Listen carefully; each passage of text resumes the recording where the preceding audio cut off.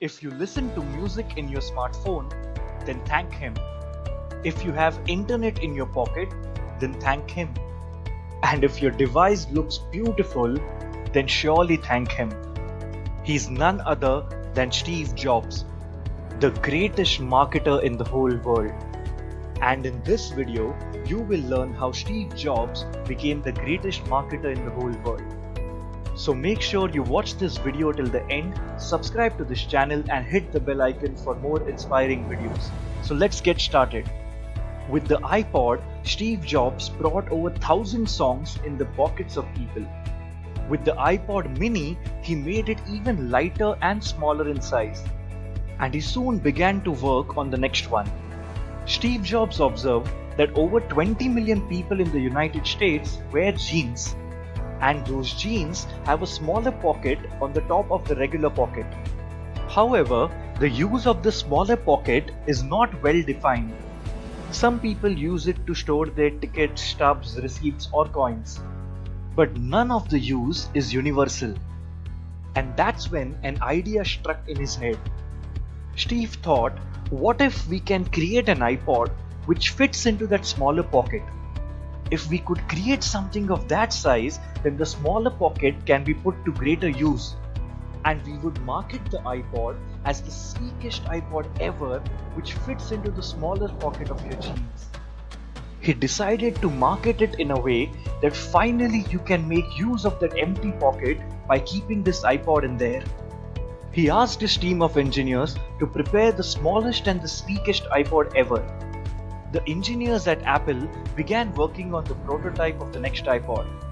And after 6 months of extensive work, a prototype was ready. They presented it to Steve for his approval.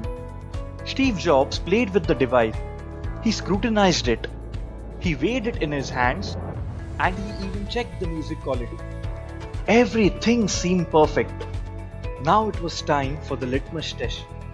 The test of whether it would fit into the smaller pocket. As he attempted to put the iPod in the smaller pocket, it just wouldn't go in. The iPod was large for his pocket. He promptly rejected the iPod prototype.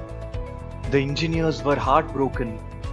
They explained to Jobs that it was simply impossible to make it any smaller. Steve Jobs was quiet for a moment, and after some time he questioned his team, "Are you sure this is the smallest it can get?" The team together replied, "Yes." Jobs then stood up and walked over to a fish tank kept nearby. He then dropped the iPod in the fish tank.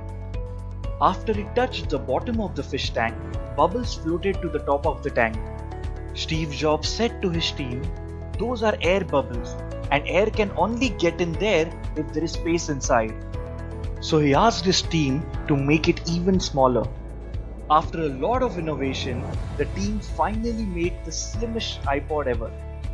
iPod Nano was just 5.4 mm thin, and Apple eventually went on to sell over 400 million units of iPod in its lifetime. All of which started with the small pocket. And that's what makes Steve Jobs a marketing genius. Marketing is all about creating a need in the minds of the customer and then fulfilling it. And for that, as Steve Jobs would always say, think different. Are you willing to do so? If you have learned from this video, then please like, share and subscribe to Abhay Valsankar.